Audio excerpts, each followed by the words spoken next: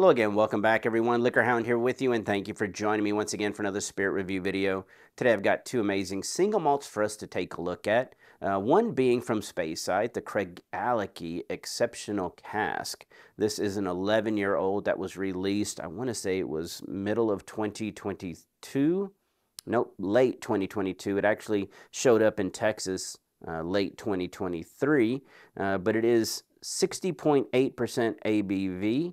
And there are 426 bottles of this limited edition that was finished in a sherry, Oloroso Sherry cask. So 60.8% ABV. It's got the classic worm tubs from Craigellachie that help give it a little more dense flavor. At least that's what they state. Gutsy flavor, gutsy aroma is what they call it. But when I sit here and I nose this one, and this has been open now for, this one's been open for 3 weeks. 3 weeks.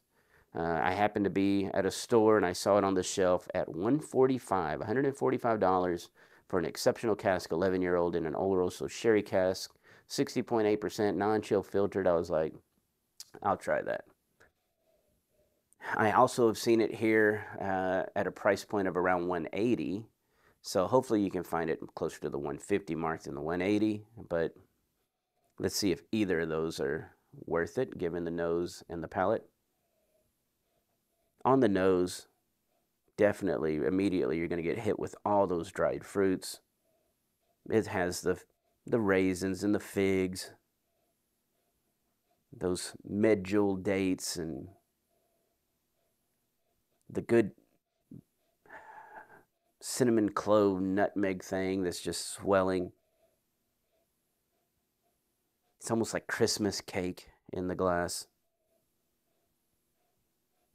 I do pick up a little bit of, on the edge of the glass, a little bit of a sour tone to the malt, which is nice. It just reminds me a little bit of like sometimes Ben Nevis or Edredauer will get into those sour tones. So this one has a little bit of that.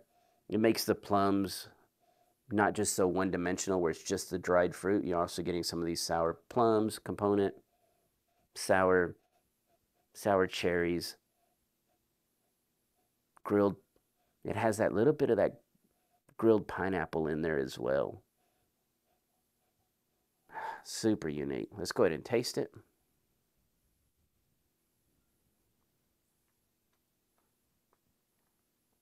Oh my goodness. Wow. That thing, boom.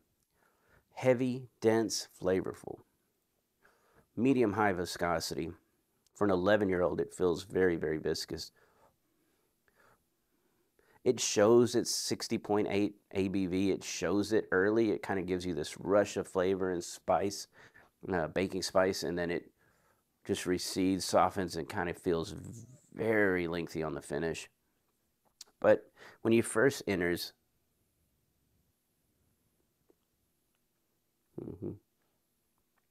you get that malt, that sourness of the malt as well. Like brown sugar, malt, a little bit of like the sour plum, sour cherry is up front early. Then you get all that date and fig, a little bit of raisins rushing in as well, jamming things up there. You get this almost a little bit of ginger, a little bit of, again, that grilled pineapple note. You get a little bit of that in there. The clove, the nutmeg, the cinnamon, baking spices swell on that mid palate, and then you start releasing onto the back end. You start focusing a little more on just the purity of the sherry finish on the back end without all the spice, right? A little bit of that cocoa, the anise, the anise is still running. That candied ginger thing is really nice with that grilled pineapple in with all those sherried fruits. That's a thing of beauty. Very, almost on the finish, that dark cocoa almost transitions into a roasted coffee bean on the finish. It reminds me a lot of the old Craigellachie sherries when they first came out. They were super dense and deep chocolate. This one reminds me of that. Could it take water? Probably, because this bottle has been open long enough where it's already starting to soften, but I still feel the impact of that 60.8% ABV.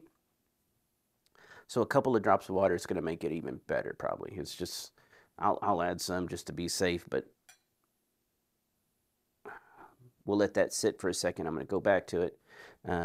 But this one I haven't poured. This is the Islay Gold out of Total Wine. It is a single malt 25-year-old. Retail pricing on it's going to be about, I typically see it around 145. I have seen it as high as 180 around the country. But most recently, I saw it on sale for like 117. And that's where, okay, 117, 25-year-old single malt, even though it's only 40% ABV, I'll give it a shot. So I went ahead and picked it up. But I hadn't poured it yet because peated.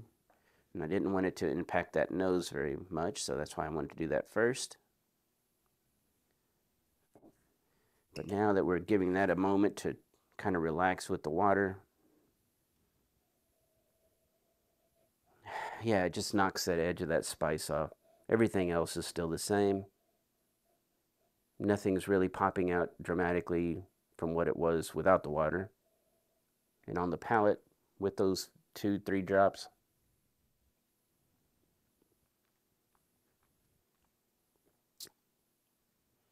that's beautiful with a few drops of water. It really takes it, rounds it off really nicely. It still has a big swell of flavor, but all those components that I was talking about, different nuances, are still there. Very lengthy on the finish. Great, great whiskey. Yeah, that's beautiful. Okay. Islay Gold, 25-year-old. Initial guess when you nose it is Cask. 25-year-old Cask.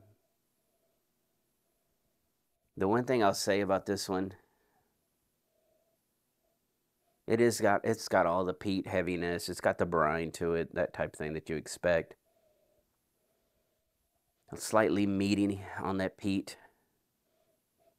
I'm surprised to see lemon oil in here. I typically would find those on Laphroaig. Could this be Laphroaig?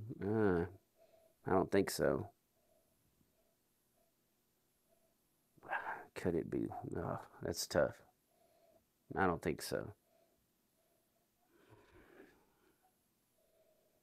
But what I am getting, besides the peat and the brine and that little lemon oil, you do get that kind of smoked kippering. There's a little bit of that going on. Smoked fish element. It's super light. It's in there just in with the smoke. It's not a lot of heat. Maybe sour apples is about as all the fruit that I get besides the lemon. And that's about it. Not super complex. Let's go ahead and try it.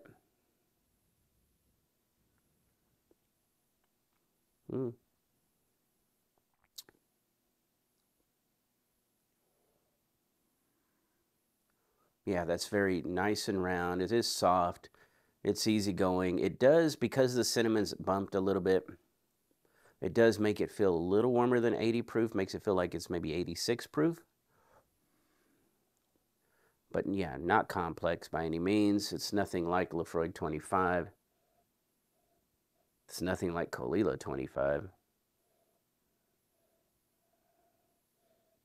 It's such a weird one because there's nuances of both of those distilleries in here. The brine,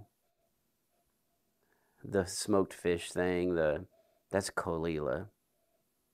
But then you do get a little bit of tarriness from the peat and that sour apple thing, lemon oil. That's more Laphroaig.